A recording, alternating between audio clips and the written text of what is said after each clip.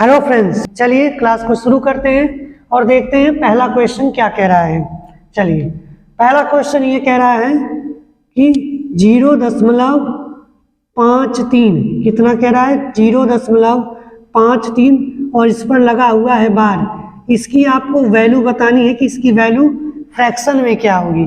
ठीक है, चलिए हम इसका पहले आपको एक छोटा सा शॉर्ट ट्रिक बताते हैं। जब भी ऐसे कभी आपको क्वेश्चन में आ जाता है तो आपको पहले क्या करना है, बिना बार के, ठीक है, जितनी संख्याओं पर बार लगा बस ध्यान देना है। ये बात है कि दशमलव के तुरंत बाद बार की संख्या होनी चाहिए। अगर ऐसी कंडीशन है तो बिना आप सोचे समझे बिना बार की संख्या को आप ऊपर लिखेंगे और जितनी संख्याओं पर बार लगा हुआ है उतना आप 9 हर में लिख देंगे। ठीक है, यानी कि डिनोमिनेटर में उतनी बार 9 लिख देंगे, यानी कि इसका डायरेक्ट फ्रैक्शन वैल्यू कितनी हो जाएगी 53/99। साथ में ध्यान रखेंगे कि अगर पॉइंट से पहले अगर कोई नंबर आ जाती है तो उससे कैसे सॉल्व करेंगे। देखिए, अगर पॉइंट मान लीजिए एग्जांपल के लिए आपके क्वेश्चन में इस तरह से पेपर में क्वेश्चन आ जाता है 1.53, इस तरह से अगर आ जाता है तो क्या करेंगे, पहले 1 को बाहर करेंगे। तो क्या हम इसे 0.53 इस तरह से लिख सकते हैं। तो इसके लिखने के बाद आप क्या करेंगे 1 प्लस, इसका हमने शॉर्ट ट्रिक बताया कि दशमलव के बाद तुरंत बाद अगर बार वाली संख्या शुरू हो जाती है तो हम बिना बार के उसे ऊपर लिखते हैं और जितनी संख्याओं पर बार होता है उतनी बार क्या लिखते हैं 99 लिखते हैं। और इसको हम क्या करेंगे लास्ट में एलसीएम लेकर जोड़ देंगे, हमारा आंसर आ जाएगा। ठीक है, तो आप इस ट्रिक को ध्यान में रखेंगे। अगर आप इसको चाहते हैं बेसिक से सॉल्व करना तो इसका बेसिक भी आप देख लीजिए, इसको बेसिक से कैसे हम सॉल्व कर सकते हैं। देखिए, हम मान लेंगे 0.53 क्या बार है तो हम इसे बार बार इस तरह से लिख सकते हैं और इसे आप कितना मान लेंगे x। अब आप ऐसे गुणा करेंगे कि यहाँ पर जो जितनी संख्या पर बार लगा है वो दशमलव के इधर आ जाए। ठीक है, राइट में, तो इधर लेफ्ट में आ जाएगा। ठीक है, तो यहाँ पे हम कितने का गुणा कर देंगे 100 का गुणा करेंगे। जब दोनों तरफ 100 का गुणा करेंगे तो इधर कितना हो जाएगा 53.53 डॉट डॉट इनफाइनाइट तक, इधर कितना हो जाएगा 100x। अब क्या करेंगे, दूसरे समीकरण में से हम पहले को घटा देंगे। तो चलिए घटाते हैं, तो देखिए क्या आएगा, इधर हो जाएगा 99x, क्योंकि 100 में से एक x जाएगा 99x। और जब इसे घटाएंगे तो 53 में से 0 जाएगा तो आपका 53 ही आएगा। लेकिन इधर देखिए, इधर तो सब सीरीज में ही है ना, 5 में से 3 जाएगा, 3 में से 3, 5 में से 5, 3 में से 3 डॉट डॉट इनफाइनाइट तक। तो इधर आपको क्या मिलने वाला है, सब 0 मिलने वाला है। ठीक है, तो इधर से x बराबर जब ट्रांसफर करेंगे तो आपको क्या मिल जाएगा 53/99। ठीक है, ये बेसिक है। आप बेसिक से किसी भी संख्या को इस तरह से उसको फ्रैक्शन में कन्वर्ट कर सकते हैं। और शॉर्ट ट्रिक क्या होती है एक बार फिर सुन लीजिए, बिना बार के हम उस संख्या को ऊपर न्यूमरेटर में लिखते हैं यानी अंश में लिखते हैं और जितनी संख्या पर बार है उसको हम नीचे लिख देते हैं। उतनी बार 9 लिखकर फ्रैक्शन में आसानी से बदल सकते हैं। ठीक है, नेक्स्ट क्वेश्चन देखेंगे। नेक्स्ट क्वेश्चन कह रहा है 864 को पूर्ण वर्ग बनाने के लिए निम्न में से किससे गुणा करना चाहिए। देखिए, जब भी आपको इस तरह का क्वेश्चन पूछता है कि कितने से भाग दिया जाए कि ये पूर्ण वर्ग बन जाए या कितने का गुणा किया जाए कि ये पूर्ण वर्ग बन जाए, तो आपको हमेशा क्या करना है, उसका प्राइम फैक्टराइजेशन कर लेना है। ठीक है, तो इसका प्राइम फैक्टराइजेशन करेंगे तो कितना आएगा, देखिए हम यहाँ पर करते हैं। तो पहले 2 से काटेंगे, 2 चौक 8, 2 3 6, 2 दूना 4। इसके बाद फिर 2 से करेंगे, 2 दूना 4, 2 एकम 2 और फिर यहाँ पे 2 छक्का 12। फिर यहाँ पे करेंगे 2 एकम 2, 2 शून्य 0 हो जाएगा और यहाँ पे 2 8 16। फिर करेंगे कितना आएगा 2 5 10, 2 चौक 8। फिर यहाँ पर कितना हो जाएगा 2 और यहाँ पर आपका आ जाएगा 2 2 4 और 2 7 14।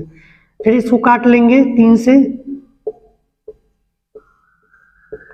तो फाइनली आपको इस तरह से प्राइम फैक्टराइजेशन हो जाएगा।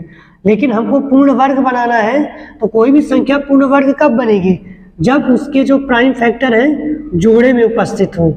ठीक है, जैसे यहाँ पे एक जोड़ा बन गया, यहाँ पर दूसरा जोड़ा, यहाँ अब देखिए यहाँ पे एक छोटी सी प्रॉब्लम है, इस 2 का जोड़ा आपका नहीं बन रहा है। ठीक है, फिलहाल यहाँ पे एक यहाँ पर जोड़ा बन रहा है।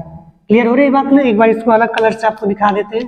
देखिए, एक जोड़ा आपका यहाँ बना, एक जोड़ा यहाँ बना और 3 का यहाँ बना। तो कोई भी परफेक्ट स्क्वायर होने के लिए क्या होना चाहिए, जो भी संख्या बच रही है उसका भी हमें जोड़ा बनाना होगा।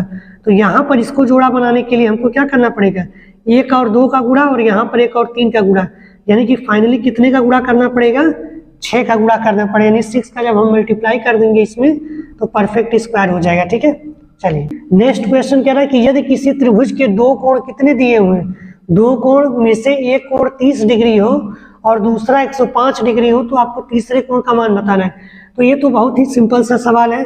आपको एक चीज पहले से पता होगी, किसी भी त्रिभुज के तीनों कोणों का योग कितना होता है, तो आप कहेंगे 180 होता है। जब 180 होता है तो 180 में से क्या करेंगे, जो दोनों कोण दिए हुए हैं उसको जोड़कर घटा देंगे। ठीक है, 30 दिया हुआ है और 105 दिया, इन दोनों को जोड़कर घटा देंगे तो जो बचा हुआ कोण है वो निकल कर आ जाएगा। तो यहाँ से 180 माइनस, तो आपका आंसर कितना हो जाएगा, 45 डिग्री।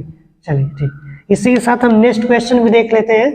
नेक्स्ट क्वेश्चन कह रहा है 90 सेंटीमीटर लंबे और 50 सेंटीमीटर चौड़े और 1 मीटर ऊंचे आयताकार बॉक्स का आयतन क्या होगा। देखिए आयताकार बॉक्स यानी कि आयताकार बॉक्स कैसा दिखेगा, घन जैसा दिखेगा, यानी कि घनाभ जैसा दिखेगा। तो उसका फिगर कैसे होगा, कुछ ऐसे आपको दिखेगा। ठीक है, आयताकार बॉक्स है तो कुछ आपको घनाभ की तरह इस तरह से दिखेगा। ठीक है, तो बोल रहा है कि इसकी जो चौड़ाई आपको दे रखा है, लंबाई पहले यानी कि ये पूरी की पूरी लंबाई दे रखा है 90 सेंटीमीटर। ठीक है, और इसकी जो चौड़ाई है यानी कि चौड़ाई कौन सी होगी, ये वाली होगी। ठीक है, ये जो चौड़ाई आपको दे रखा है 50 सेंटीमीटर दे रखा है। ठीक है, और इसकी जो ऊंचाई यानी कि ये वाली चीज जो चीज दे रखी है कितना दे रखा है, 1 मीटर दे रखा है। लेकिन ध्यान रखेंगे अगर डाटा यानी डाटा में जो हमारी यूनिट जो मात्रक दिया गया है, जो पैमाना दिया गया अगर वो अलग अलग है तो आपका आंसर अलग आएगा। ठीक है, इसीलिए हम क्या करेंगे, पहले या तो सबको सेंटीमीटर में बदल देते हैं या तो सबको मीटर में बदल देते हैं। ठीक है, फिलहाल हो सकता है कि आपका आंसर थोड़ा सा अलग आए, तो फिलहाल हम चेक कर लेंगे कि हमारा आंसर मीटर में दिया है कि सेंटीमीटर में दिया है। और क्योंकि हमको मीटर से सेंटीमीटर में ज़्यादा डाटा हमको दिख रहा है तो हम इसको 1 मीटर को भी क्या सिंपली लिख सकते हैं, इसको हम 100 मीटर भी 100 सेंटीमीटर लिख सकते हैं। और आपको एक चीज़ पता ही होगी, किसी भी घनाभ का जो आयतन होता है वो क्या होता है, किसी भी घनाभ का आयतन होता है लंबाई गुणे चौड़ाई गुणे ऊंचाई। ठीक है, लंबाई कितना है 90, चौड़ाई कितना है 50 है और ऊंचाई कितना है 100। जब इसका आप मल्टीप्लाई कर लेंगे तो कितना आ जाएगा, 9 5 45 और नीचे के 4 जीरो यहाँ पर चपका दिए जाएंगे। तो इस तरह से आपका कितना आंसर हो जाएगा, 4,50,000 सेंटीमीटर क्यूब में आएगा। अब आप अपने ऑप्शन में देख लीजिएगा, अगर इतना सेंटीमीटर क्यूब आंसर दिया तो ठीक है, नहीं दिया होगा तो हो सकता है मीटर क्यूब में होगा तो आपको क्या करना पड़ेगा, यहाँ पे 1000 से भाग दे देंगे तो आपका मीटर क्यूब में चेंज हो जाएगा।